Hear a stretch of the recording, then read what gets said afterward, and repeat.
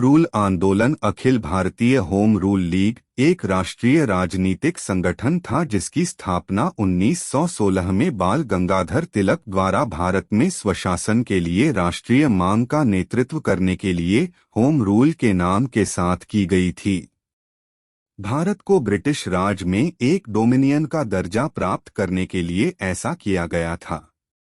उस समय ब्रिटिश साम्राज्य के भीतर ऑस्ट्रेलिया, कनाडा, दक्षिण अफ्रीका, न्यूजीलैंड और न्यूफाउंडलैंड डोमिनियन के रूप में स्थापित थे। प्रथम विश्व युद्ध की आरंभ होने पर भारतीय राष्ट्रीय कांग्रेस के नरमपंथियों ने ब्रिटेन की सहायता करने का निश्चय किया। भारतीय राष्ट्रीय कांग्रेस के इस निर्णय के पीछे संभवतः ये कारण था कि यदि भारत ब्रिटेन की सहायता करेगा तो युद्ध के पश्चात ब्रिटेन भारत को स्वतंत्र कर देगा। परंतु शीघ्र ही भारतीय राष्ट्रीय कांग्रेस को ये अनुमान हो गया कि ब्रिटेन ऐसा कदापि नहीं करेगा और इसलिए भारतीय नेता असंतुष्ट होकर कोई दूसरा मार्ग खोजने लगे। यही असंतुष्टता ही होम रूल आंदोलन के जन्म का कारण बनी।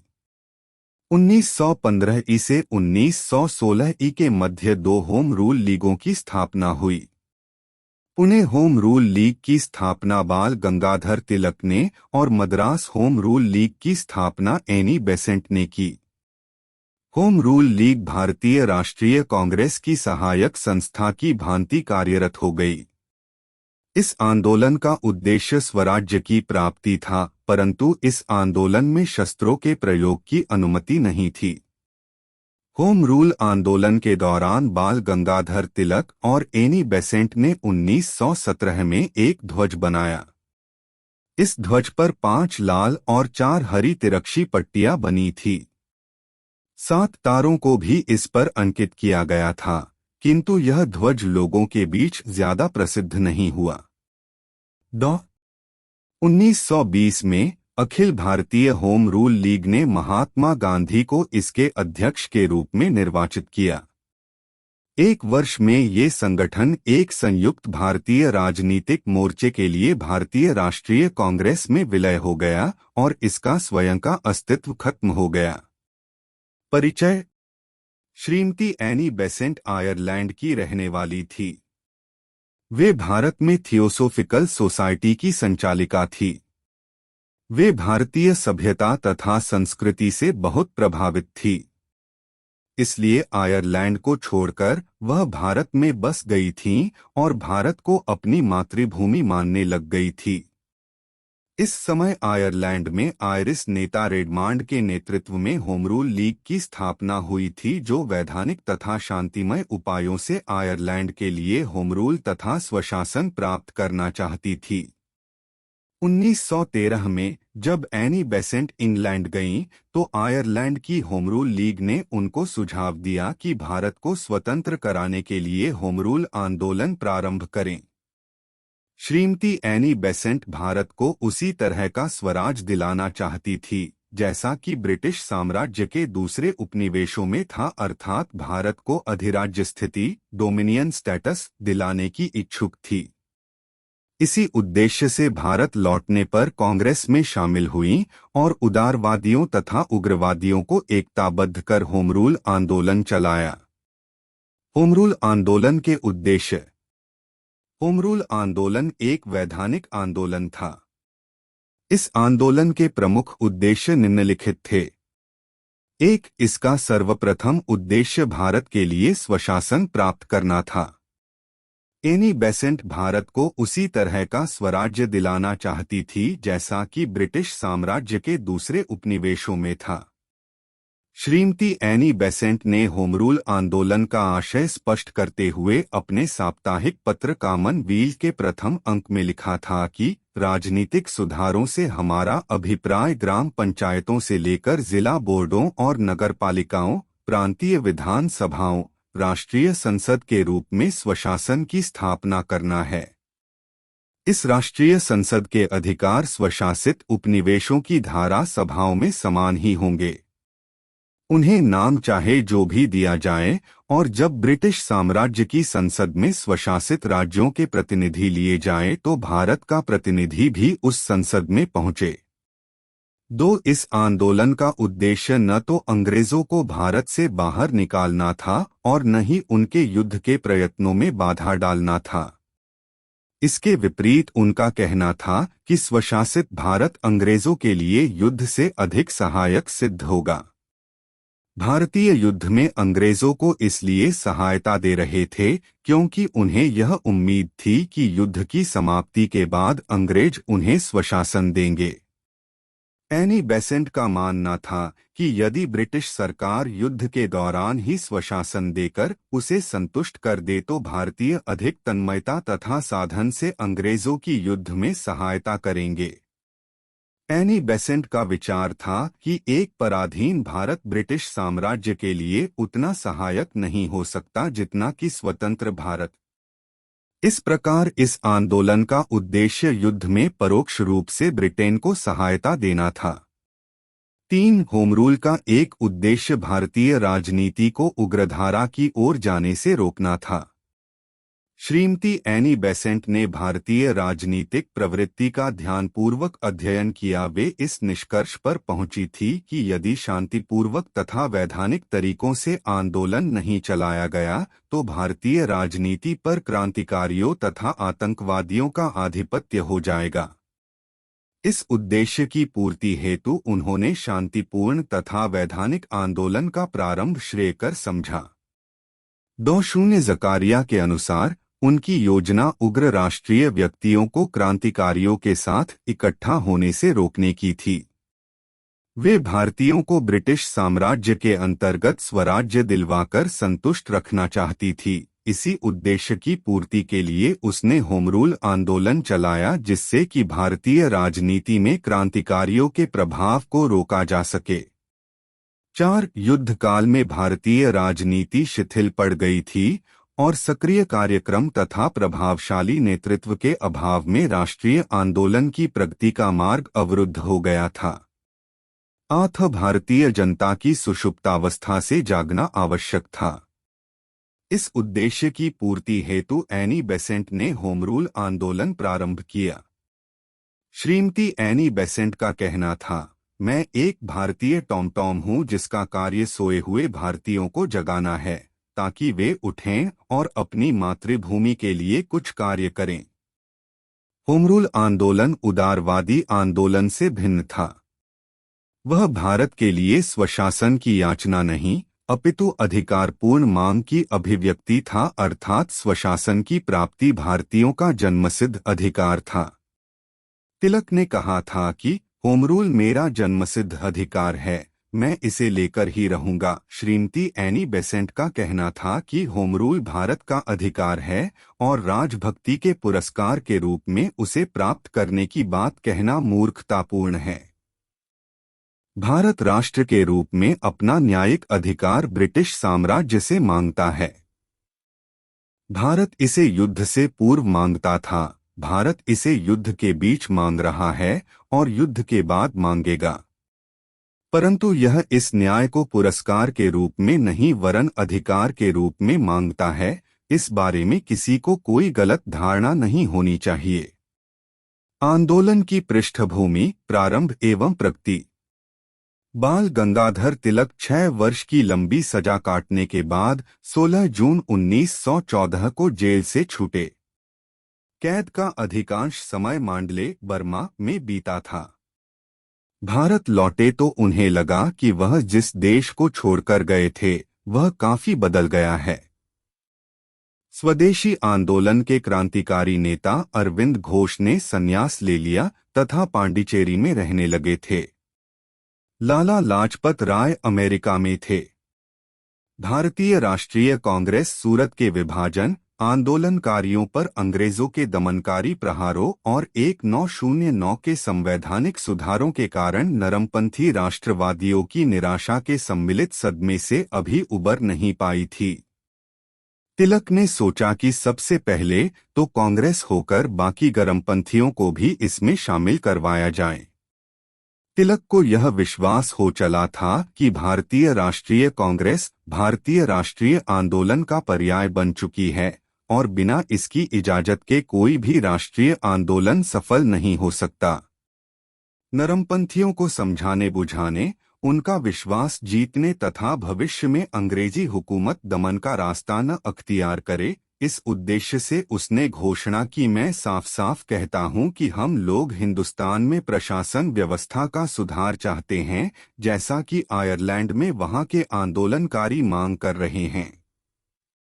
अंग्रेजी हुकूमत को उखाड़ फेंकने का हमारा कोई इरादा नहीं है। इस बात को कहने में मुझे कोई हिचक नहीं कि भारत के विभिन्न भागों में जो हिंसात्मक घटनाएं हुई हैं, न केवल मेरी विचारधारा के विपरीत है, बल्कि उनके कारण हमारे राजनीतिक विकास की प्रक्रिया भी धीमी हुई है।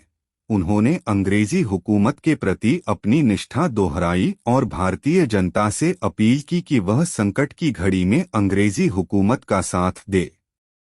नरमपंथी खेमे के तमाम नेता अब महसूस करने लगे थे कि 1907 में सूरत में जो कुछ उन्होंने किया वह गलत था। ये कांग्रेस की अकर्मण्यता से भी क्षुब्ध थे। इन्हें तिलक की अपील बहुत भाई।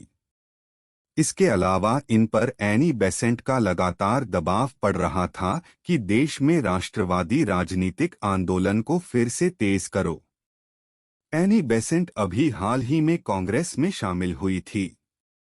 1914 में वह 66 वर्ष की थी। उनके राजनीतिक जीवन की शुरुआत इंग्लैंड में हुई थी, जहां उन्होंने स्वतंत्रता चिंतन, फ्री थॉट, उग्र सुधारवाद, रेडिकलिज्म, फैबियनवाद और ब्रह्म विद्या, थियोसॉफी के प्रचार में हिस्सा लिया। 1893 में वे भारत आई। उद्देश्य था थियोसॉफिकल सोसाइटी के लिए काम करना। उन्होंने मद्रास के एक उपनगर आडियार में अपना दफ्तर खोला और 1907 में थियोसॉफी का प्रचार करने लगी। थोड़े समय में ही उन्होंने समर्थकों की एक बड़ी संख्या कर ली, जिनमें ज्यादातर उन समुदायों के शिक्षित व्यक्ति शामिल हुए थे जिनमें अभी तक सांस्कृतिक पुनर्जागरण नहीं हुआ था। 1914 में एनी बेसेंट ने अपनी गतिविधियों का दायरा बढ़ाने का निर्णय किया और आयरलैंड की होम रूल लीग की तरह भारत में भी स्वशासन की मांग को लेकर आंदोलन चलाने की योजना बनाई। उन्हें लगा कि इसके लिए कांग्रेस की अनुमति और गरमपंथी आंदोलनकारियों का सहयोग लेना जरूरी है। गरमपंथियों का सहयोग पाने के लिए उन्हें कांग्रेस में शामिल करना जरूरी था। एनी बेसेंट कांग्रेस के गरमपंथी नेताओं को समझने लगी कि वे तिलक व उसके गरमपंथी सहयोगियों को कांग्रेस में शामिल होने की इजाजत दे दे।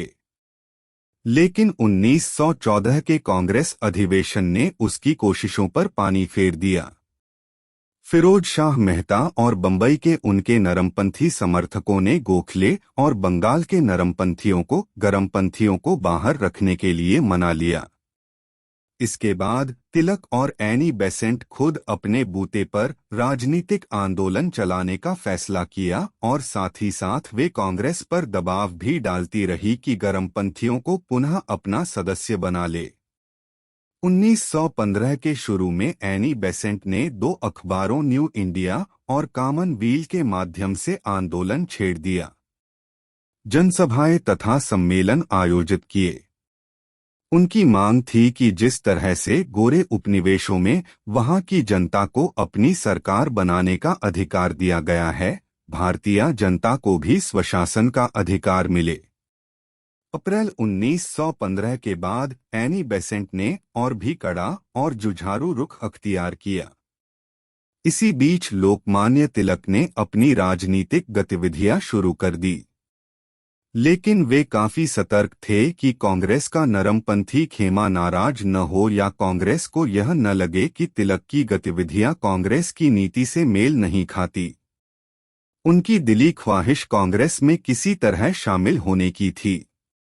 तिलक ने 1915 में पूना में अपने समर्थकों का एक सम्मेलन बुलाया, जिसमें यह फैसला किया कि ग्रामीण जनता को कांग्रेस के उद्देश्यों और उसकी गतिविधियों से परिचित कराने के लिए एक संस्थान का गठन किया जाए। इस फैसले के बाद उसी वर्ष अगस्त और सितंबर में महाराष्ट्र के विभिन्न नगरों में जो स्थानीय संगठन बने वे राजनीतिक गतिविधियों को तेज करने के बजाय सारी ऊर्जा कांग्रेस में एकता स्थापित करने के लिए खर्च करते रहे। वे बराबर जोर देते रहे कि किसी भी राष्ट्रीय आंदोलन के लिए कांग्रेस में एकता बहुत जरूरी है। नरमपंथी कांग्रेस के कुछ रूढ़िवादियों पर दबाव डालने के लिए तिलक ने कभी कभी धमकी का भी सहारा लिया, पर उन्हें विश्वास था कि अधिकतर नरमपंथी नेताओं को वह समझा बुझाकर मना लेंगे। दिसंबर 1915 में कांग्रेस का वार्षिक अधिवेशन हुआ और तिलक तथा एनी बेसेंट के प्रयासों को सफलता मिली।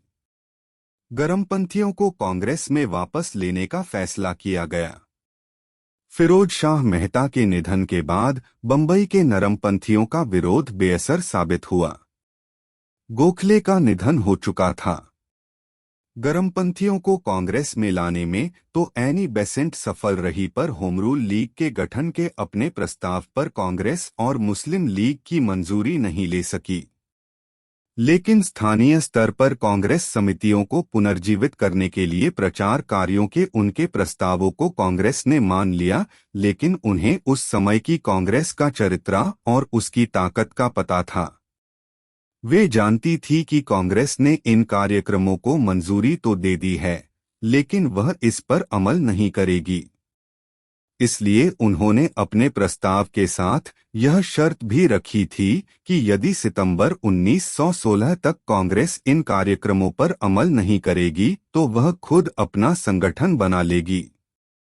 तिलक को कांग्रेस में वापस आने का अधिकार मिल गया था और उन्होंने कांग्रेस से किसी तरह का वादा भी नहीं किया था। इसलिए उन्होंने अप्रैल 1916 में बेलगांव में हुए प्रांतीय सम्मेलन में होम रूल लीग के गठन की घोषणा की। एनी बेसेंट के समर्थक भी अब कसमसाने लगे। वे सितंबर तक इंतजार करने को तैयार नहीं थे। उन्होंने एनी बेसेंट पर दबाव डालकर होम रूल ग्रुप की स्थापना करने की इजाजत ले ली। जमनादास द्वारकादास, शंकरलाल बेकर और इंदुलाल याज्ञनिक ने बंबई में एक अखबार यंग इंडिया का प्रचलन शुरू किया और अंग्रेजी तथा क्षेत्रीय भाषा में पर्चे निकालने के लिए देश के कोने कोने से चंदा इकट्ठा करने लगे। एनी बेसेंट ने सितंबर तक इंतजार किया। कांग्रेस पूरी तरह निष्क्रिय थी। उन्होंने भी होम रूल लीग की स्थापना की घोषणा कर दी और अपने समर्थक जॉर्ज अरुंडेल को संगठन सचिव नियुक्त किया। तिलक और एनी बेसेंट ने अपनी अपनी लीग के लिए कार्यक्षेत्रों का बंटवारा भी कर दिया, जिससे कहीं कोई गड़बड़ी न हो। तिलक की लीग कर्नाटक, महाराष्ट्र, मध्य प्रांत और बरार की जिम्मेवारी थी। देश के बाकी हिस्से एनी बेसेंट की लीग के जिम्मे थी। इन दोनों ने अपना विलय नहीं किया। कारण था एनी बेसेंट के कुछ समर्थक तिलक को पसंद नहीं करते थे तथा तिलक के कुछ समर्थक एनी बेसेंट को, लेकिन उन दोनों के बीच किसी प्रकार का झगड़ा नहीं था। तिलक ने महाराष्ट्र का दौरा किया। होम रूल आंदोलन का खूब प्रचार किया। जनता को समझाया कि इसकी जरूरत क्यों है, इसके उद्देश्य क्या हैं। उन्हीं के शब्दों में, भारत उस बेटे की तरह है जो जवान हो चुका है। समय का तकाजा है कि बाप या पालक इस बेटे को उसका वाजिब हक दे दे। भारतीय जनता को अब हक लेना ही होगा। उन्हें इसका पूरा अधिकार है। तिलक ने क्षेत्रीय भाषा में शिक्षा और भाषाई राज्यों की मांग को स्वराज की मांग से जोड़ दिया। उन्होंने कहा, मराठी, तेलुगु, कन्नड़ तथा अन्य भाषाओं के आधार पर प्रांतों के गठन की मांग का अर्थ ही है शिक्षा का माध्यम क्षेत्रीय भाषा हो। क्या अंग्रेज अपने यहाँ लोगों को फ्रांसीसी की शिक्षा देते हैं? क्या जर्मन अपने लोगों की अंग्रेजी में शिक्षा देते हैं या तुर्क फ्रेंच में शिक्षा देते हैं? 1915 में बंबई के प्रांतीय सम्मेलन में तिलक ने गोखले के निधन पर शोक प्रस्ताव रखा। बीबी अलूर इसका समर्थन करने के लिए जैसे ही खड़े हुए, तिलक ने कहा, कन्नड़ भाषा का अधिकार जताने के लिए कन्नड़ में बोलिए। इससे पता चलता है कि तिलक क्षेत्रीय मराठी संकीर्णता नहीं थी। छुआछूत और गैर ब्राह्मणों के मामलों में तिलक जातिवादी नहीं थे। महाराष्ट्र के गैर ब्राह्मणों ने एक बार सरकार को अलग से ज्ञापन भेजा कि उच्च वर्गों की मांगों से उनका कोई संबंध नहीं है, तो कई लोगों ने इसका विरोध किया। लेकिन तिलक ने इन विरोध करने वालों को समझाया, आप लोग धैर्य से काम लीजिए। यदि हम उन्हें यह समझा सकें कि हम उनके साथ हैं और उनकी मांग तथा हमारी मांगों में कोई फर्क नहीं है, तो मुझे पक्का विश्वास है कि असमानता मिटाने के लिए छिड़ा उनका आंदोलन हमारे संघर्ष से जुड़ जाएगा। उन्होंने गैर ब्राह्मणों को समझाया कि झगड़ा ब्राह्मणों और गैर ब्राह्मणों का नहीं है, भेद शिक्षित और अशिक्षित के बीच है। ब्राह्मण और गैर ब्राह्मणों की तुलना में ज्यादा शिक्षित है, इसलिए गैर ब्राह्मणों की वकालत करने वाली सरकार भी मजबूर होकर सरकारी नौकरियों में ब्राह्मणों को ही भर्ती करती है। सरकार ब्राह्मणों के प्रति अपने निरंकुश रवैये के बावजूद उन्हें प्रशासन में जगह दे रही है, क्योंकि वह मानती है कि पढ़े लिखे लोग ही प्रशासन चला सकते हैं। छुआछूत उन्मूलन के लिए आयोजित एक सम्मेलन में तिलक ने कहा था, यदि भगवान भी छुआछूत को बर्दाश्त करें तो मैं भगवान को नहीं मानूंगा। तिलक के उस समय दिए गए भाषणों में कहीं से भी धार्मिक अपील नहीं झलकती। होम रूल की मांग पूरी तरह धर्मनिरपेक्षता पर आधारित थी। तिलक का कहना था कि अंग्रेजों से विरोध का कारण यह नहीं है कि वह किसी दूसरे धर्म के अनुयायी है, उनका विरोध तो हम इसलिए करते हैं क्योंकि वे भारतीय जनता के हित में कोई काम नहीं कर रहे हैं। तिलक के शब्दों में, अंग्रेज हो या मुसलमान, यदि वह इस देश की जनता के हित के लिए काम करता है तो वह हमारे लिए पराया नहीं है। इस परायपन का धर्म या व्यवसाय से कोई रिश्ता नहीं है। यह सीधे सीधे हितों से जुड़ा प्रश्न है। तिलक ने 6 मराठी तथा 2 अंग्रेजी पर्चे निकालकर अपने प्रचार कार्य को और तेज कर दिया। इन पर्चों की 47,000 पर्चियां बेची गईं। बाद में इन पर्चों को गुजराती और कन्नड़ भाषा में छापा गया। लीग की 6 शाखाएं बनाई गई। मध्य महाराष्ट्र, बंबई नगर, कर्नाटक और मध्य प्रांत में 1 तथा बरार में 2। होम रूल आंदोलन ने जैसे जैसे जोर पकड़ना शुरू किया, सरकार ने दमनात्मक कार्यवाही तेज कर दी। इस आंदोलन पर वार करने के लिए सरकार ने एक विशेष दिन चुन 23 जुलाई 1916 तिलक का 60वां जन्मदिन था। एक बड़े सभा का आयोजन किया गया और तिलक को 1 लाख रुपए की थैली भेंट की गई। सरकार ने इस अवसर पर उन्हें दूसरा इनाम दिया। उन्हें एक कारण बताओ नोटिस दिया गया, जिसमें लिखा था कि आपकी गतिविधियों के चलते आप पर प्रतिबंध क्यों न लगा दिया जाए। उन्हें 60,000 रुपए का मुचलका भरने को कहा गया। तिलक के लिए शायद सबसे महत्वपूर्ण उपहार था। उन्होंने कहा, अब होम रूल आंदोलन जंगल में आग की तरह फैलेगा। सरकारी दमन विद्रोह की आग को और भड़काएगा। तिलक की ओर से मोहम्मद अली जिन्ना के नेतृत्व में वकीलों की एक पूरी टीम ने मुकदमा लड़ा। मजिस्ट्रेट की अदालत में तो तिलक मुकदमा हार गए, पर नवंबर में उन्हें हाई कोर्ट ने निर्दोष करार दिए। इस जीत की सभी ओर सराहना हुई। गांधी ने यंग इंडिया अखबार में लिखा, यह अभिव्यक्ति की आजादी की बहुत बड़ी जीत है। होम रूल आंदोलन के लिए एक बहुत बड़ी सफलता है। इस अवसर का तिलक ने फायदा उठाया और अपने सार्वजनिक भाषणों में कहने लगे कि होम रूल या स्वशासन की मांग व्यक्त करने के लिए सरकार ने अनुमति दे दी है। तिलक और उनके सहयोगियों ने प्रचार कार्य तेज कर दिया और अप्रैल 1917 तक उन्होंने 14,000 सदस्य बना लिए। एनी बेसेंट की लीग ने भी सितंबर 1916 से काम करना शुरू कर दिया, पर उनका संगठन बहुत ढीला था। कोई भी 3 व्यक्ति मिलकर कहीं भी शाखा खोल सकते थे, जबकि तिलक की लीग का संगठन बहुत मजबूत था। सभी 6 शाखाओं के काम तथा कार्य लेना निर्धारित थे। एनी बेसेंट की लीग की 200 शाखाएं थीं। बहुत शाखाएं कस्बे और नगरों में थीं, बाकी गांवों में एक शाखा के तहत कुछ एक गांव आते थे। हालांकि कार्यकारी परिषद का चुनाव किया जाता था, लेकिन सारा काम एनी बेसेंट और उनके सहयोगी अरुडेल, सी.डी. रामास्वामी अय्यर तथा बी.पी. वाडिया देखते थे।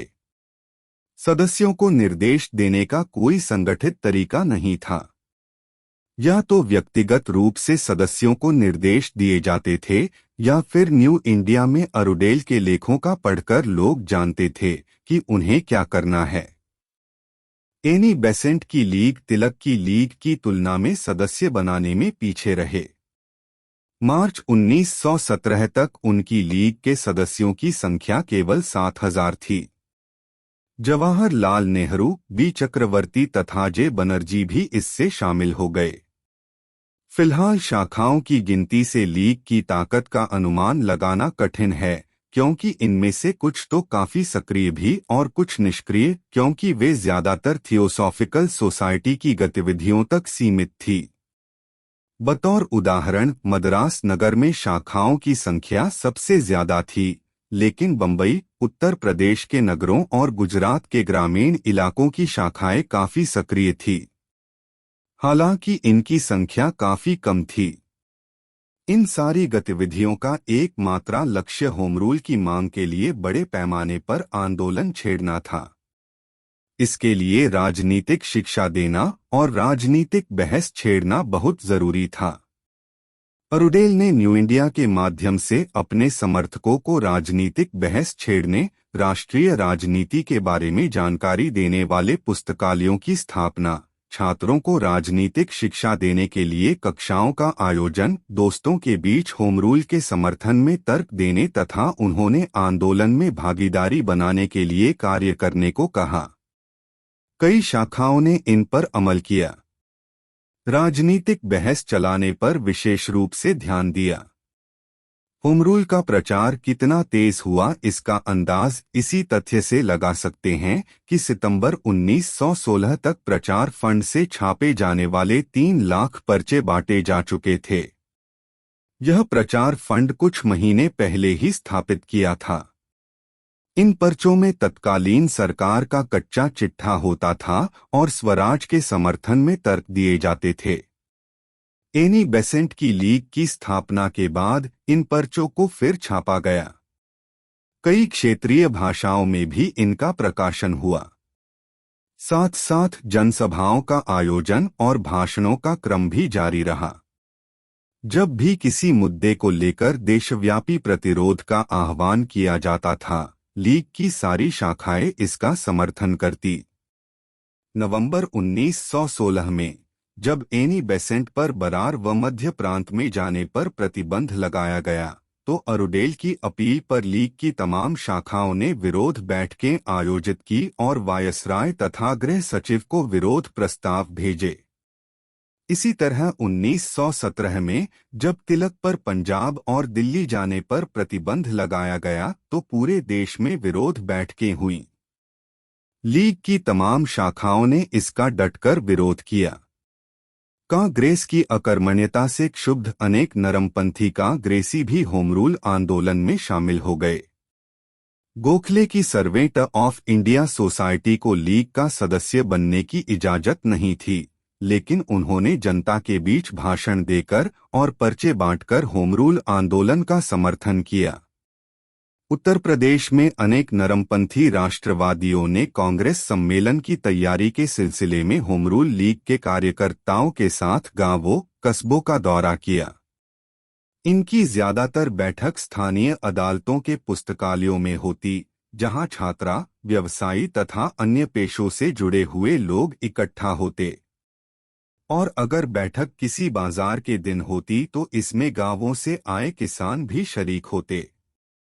इन बैठकों में हिंदुस्तान की गरीबी और बेहाली का मुद्दा उठाया जाता, अतीत की समृद्धि की याद दिलाई जाती और यूरोप के स्वतंत्रता आंदोलन पर प्रकाश डाला जाता, उससे प्रेरणा लेने की अपील की जाती। इन बैठकों में हिंदी भाषा का इस्तेमाल किया जाता था। नरमपंथियों का होम रूल लीग को समर्थन देना कोई अचरज की बात नहीं थी, क्योंकि लीग नरमपंथियों के राजनीतिक प्रचार व शैक्षणिक कार्यक्रमों को ही अमली जामा पहना रही थी। 1916 में कांग्रेस का लखनऊ अधिवेशन होम रूल लीग के सदस्यों के लिए अपनी ताकत दिखाने का अच्छा मौका था। तिलक के समर्थकों ने तो एक परंपरा ही बना दी जिस पर कांग्रेस बहुत साल तक टिकी रही। उनके समर्थकों ने लखनऊ पहुंचने के लिए एक ट्रेन आरक्षित की जिसे कुछ लोगों ने कांग्रेस स्पेशल का नाम दिया तो कुछ ने होम रूल स्पेशल कहा। अरुडेल ने लीग के हर सदस्य से कहा था कि वह लखनऊ अधिवेशन का सदस्य बनने की हर संभव कोशिश करें। प्रतिक्रिया। लखनऊ कांग्रेस अधिवेशन में तिलक को पुनः कांग्रेस में शामिल कर लिया गया। अध्यक्ष अंबिकाचरण मजूमदार ने कहा, 10 वर्षों के सुखद अलगाव तथा गलतफहमी के कारण बेवजह के विवादों में भटकने के बाद भारतीय राष्ट्रीय दल के दोनों खेमों ने अब यह महसूस किया है कि अलगाव उनकी पराजय है और एकता उनकी जीत। अब भाई भाई फिर मिल गए हैं। इसी अधिवेशन में महत्वपूर्ण कांग्रेस लीग समझौता हुआ जो लखनऊ पैक्ट के नाम से जाना जाता है। इस समझौते में एनी बेसेंट और तिलक ने महत्वपूर्ण भूमिका निभाई। मदन मोहन मालवीय समेत कई वरिष्ठ नेता इसके बिल्कुल खिलाफ थे। उनका आरोप था कि यह समझौता मुस्लिम लीग को बहुत तवज्जो देता है। तिलक ने इस आरोप पर कहा, कुछ महानुभावों का यह आरोप है कि हिंदू अपने मुसलमान भाइयों को ज्यादा तवज्जो दे रहे हैं। मैं कहता हूं कि यदि स्वशासन का अधिकार केवल मुस्लिम समुदाय को दिया जाए तो मुझे कोई एतराज नहीं होगा। राजदूतों को यह अधिकार मिले तो परवाह नहीं। हिंदुस्तान ने किसी भी समुदाय को यह अधिकार दे दिया जाए, हमें कोई ऐतराज नहीं। मेरा यह बयान समूची भारतीय राष्ट्रीय भावना का प्रतिनिधित्व करता है। जब भी आप किसी तीसरी पार्टी से लड़ रहे होते हैं तो सबसे जरूरी होती है आपसी एकता, जातीय एकता, धार्मिक एकता और विभिन्न राजनीतिक विचारधाराओं की एकता। तिलक को बहुत अधिक रूढ़िवादी हिंदू माना जाता था। वह भारतीय प्राच्य विद्या के प्रकांड विद्वान थे। जब उन्होंने इस तरह का बयान दिया तो किसी और का विरोध करने की हिम्मत नहीं हुई। हालांकि मुसलमानों के लिए अलग निर्वाचन क्षेत्रों के सिद्धांत को स्वीकारना विवादास्पद था, लेकिन यह इसलिए स्वीकार किया गया कि यही अल्पसंख्यकों को यह न लगे कि बहुसंख्यक उन पर प्रभुत्व स्थापित करना चाहते हैं। लखनऊ अधिवेशन में संवैधानिक सुधारों की मांग फिर उठाई। सदस्यों का मानना था कि स्वराज्य के लक्ष्य की प्राप्ति में यह मांग सहायक होगी। हालांकि इस मांग में वे सारी चीजें शामिल नहीं थी जैसा कि होम रूल लीग के सदस्य चाहते थे, लेकिन उन्होंने इस पर कोई विवाद खड़ा नहीं किया। वे हर हाल में कांग्रेस में एकता बनाए रखना चाहते थे। तिलक ने एक और प्रस्ताव रखा कि कांग्रेस अधिवेशन के निर्णयों तथा कार्यक्रमों को असली रूप देने के लिए एक कार्यकारिणी का गठन किया जाए, पर नरमपंथियों के विरोध के कारण यह प्रस्ताव मंजूर न हो सका। वास्तव में तिलक चाहते थे कि कांग्रेस अकर्मण्य न रहे, थोड़ा और काम करें।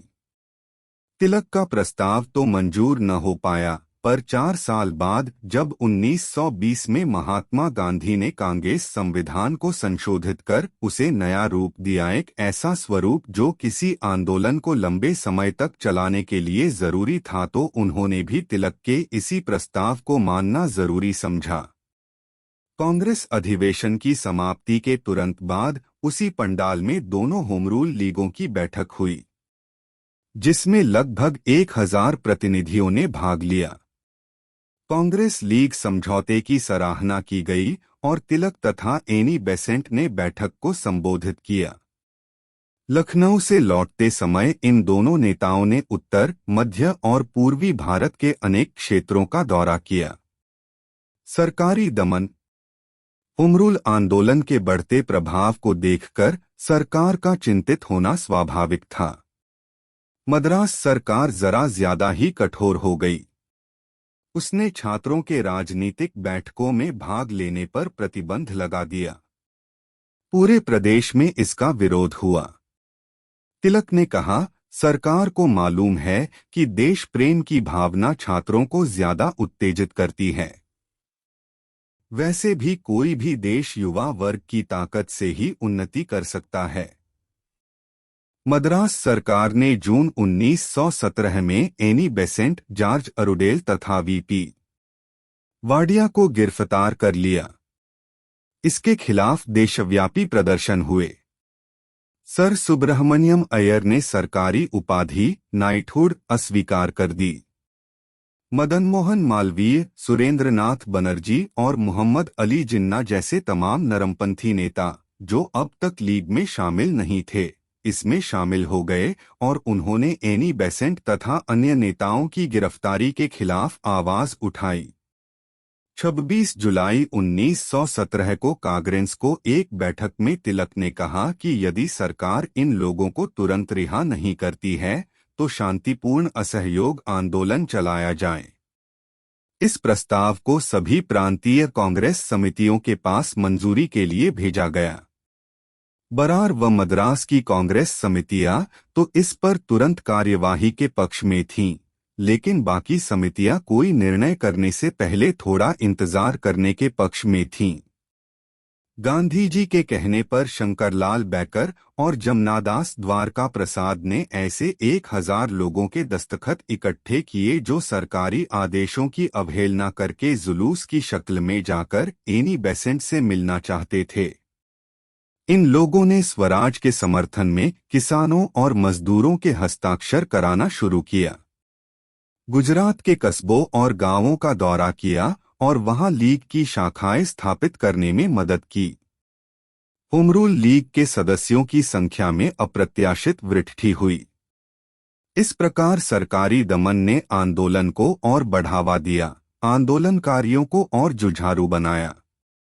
मॉन्टेग्यू ने अपनी डायरी में लिखा है, शिव ने अपनी पत्नी को 52 टुकड़ों में काटा। भारत सरकार ने जब एनी बेसेंट को गिरफ्तार किया तो उसके साथ ठीक ऐसा ही हुआ। इन घटनाओं के बाद इंग्लैंड की सरकार ने अपनी नीतियां बदली। अब उसका रुख समझौतावादी हो गया। नए गृह सचिव मॉन्टेग्यू ने हाउस ऑफ कॉमन्स में ऐतिहासिक घोषणा की, ब्रिटिश शासन की नीति है कि भारत के प्रशासन में भारतीय जनता को भागीदार बनाया जाए और स्वशासन के लिए विभिन्न संस्थानों का क्रमिक विकास किया जाए, जिससे भारत में ब्रिटिश साम्राज्य से जुड़ी कोई उत्तरदायी सरकार स्थापित की जा सके। यह बयान मार्ले के बयान से एकदम विपरीत था। 1909 में संवैधानिक सुधारों को पार्लियामेंट में रखते समय मार्ले ने साफ साफ कहा था कि इन सुधारों का उद्देश्य देश में स्वराज्य की स्थापना कतई नहीं है। मॉन्टेग्यू की घोषणा का सबसे बड़ा फायदा यह हुआ कि अब होम रूल या स्वराज की मांग को देशद्रोही नहीं कहा जा सकता था। लेकिन इसका अर्थ यह भी नहीं था कि ब्रिटिश हुकूमत स्वराज की मांग मानने जा रही थी। मॉन्टेग्यू की घोषणा में यह बात भी थी कि स्वशासन की स्थापना तभी होगी जब उसका उचित समय आएगा, और समय आया है या नहीं इसका फैसला हुकूमत करेगी। अंग्रेजी हुकूमत के लिए इतनी छूट काफी थी। इससे साफ जाहिर था कि वह भारतीयों के हाथ निकट भविष्य में सत्ता सौंपने नहीं जा रही थी। फिलहाल मॉन्टेग्यू की घोषणा के चलते सितंबर 1917 में एनी बेसेंट को रिहा कर दिया गया। इस समय एनी बेसेंट की लोकप्रियता चरम सीमा पर थी। दिसंबर 1917 में कांग्रेस के वार्षिक अधिवेशन में तिलक के प्रस्ताव पर उन्हें अध्यक्ष चुन लिया गया। लेकिन 1918 में अनेक कारणों से होम रूल कमजोर पड़ गया। 1917 में भारी सफलता मिलने के बावजूद यह आंदोलन मृतप्राय हो गया। एनी बेसेंट की गिरफ्तारी से उत्तेजित होकर नरमपंथी इस आंदोलन में शामिल हुए थे। उनकी रिहाई के बाद निष्क्रिय हो गए। सरकार ने सुधारों का आश्वासन दिया था। इन नेताओं को लगा कि इस आंदोलन की जरूरत नहीं है। इसके अलावा कानून निषेध आंदोलन चलाने की चर्चा से भी वे नाराज थे। इसलिए उन्हें सितंबर 1918 के बाद से कांग्रेस की बैठकों में हिस्सा लेना छोड़ दिया। 1918 में सुधार योजनाओं की घोषणा से राष्ट्रव्यापी खेमे में एक और दरार पड़ गई। कुछ लोग इसे ज्यों-का-त्यों स्वीकार करने के पक्ष में थे, तो कुछ इसे पूरी तरह नामंजूर करना चाहते थे। कुछ लोगों का मानना था कि इसमें कई कमियां तो हैं, पर इसमें आजमाना चाहिए। इन सुधारों और शांतिप्रिय असहयोग आंदोलन के मुद्दे पर खुद एनी बेसेंट दुविधा में थी। कभी तो वह इसे गलत कहती और कभी अपने समर्थकों के दबाव के कारण ठीक कहती। शुरू में तिलक के साथ एनी बेसेंट ने कहा कि इन सुधार योजनाओं को भारतीय जनता मंजूर न करे, यह उसका अपमान है, पर बाद में उन्होंने इसे मान लेने की अपील की। तिलक काफी समय तक अपने निर्णय पर अडिग रहे, लेकिन एनी बेसेंट की ढुलमुल नीतियों और नरमपंथियों के रुख में बदलाव के कारण वह अकेले अपने बूते पर सुधारों का विरोध करते हुए आंदोलन की गाड़ी को आगे खींचने में असमर्थ हो गए और साल के अंत में इंग्लैंड चले गए। वहां उन्होंने इंडियन अनरेस्ट के लेखक चिराव पर मानहानि का मुकदमा दायर कर रखा था। इस मुकदमे की पैरवी के चक्कर में वह कई महीनों तक इंग्लैंड में रहे। एनी बेसेंट एक सशक्त नेतृत्व देने में असमर्थ थी और तिलक विदेश में थे। नतीजन होमरूल आंदोलन नेतृत्व विहीन हो गया। होमरूल की सबसे बड़ी उपलब्धि यह रही कि इसने भावी राष्ट्रीय आंदोलन के लिए जुझारू योद्धा तैयार किए। महात्मा गांधी के नेतृत्व में ये जुझारू आंदोलनकारी आजादी की मशाल लेकर आगे बढ़े। होमरूल आंदोलन ने उत्तर प्रदेश, गुजरात, सिंध, मद्रास, मध्य प्रांत तथा बरार जैसे अनेक नए क्षेत्रों को राष्ट्रीय आंदोलन में शामिल किया। इस प्रकार होमरूल आंदोलन व्यर्थ नहीं गया। उसका भारतीय स्वतंत्रता संग्राम पर गहरा प्रभाव पड़ा। इस आंदोलन ने सोते हुए भारतीयों को जगाया और उनमें पूर्ण जागृति का संचार किया। इसने राष्ट्रीय आंदोलन को नई गति प्रदान की और सरकार को नई सुधार योजना लागू करने के लिए विवश किया।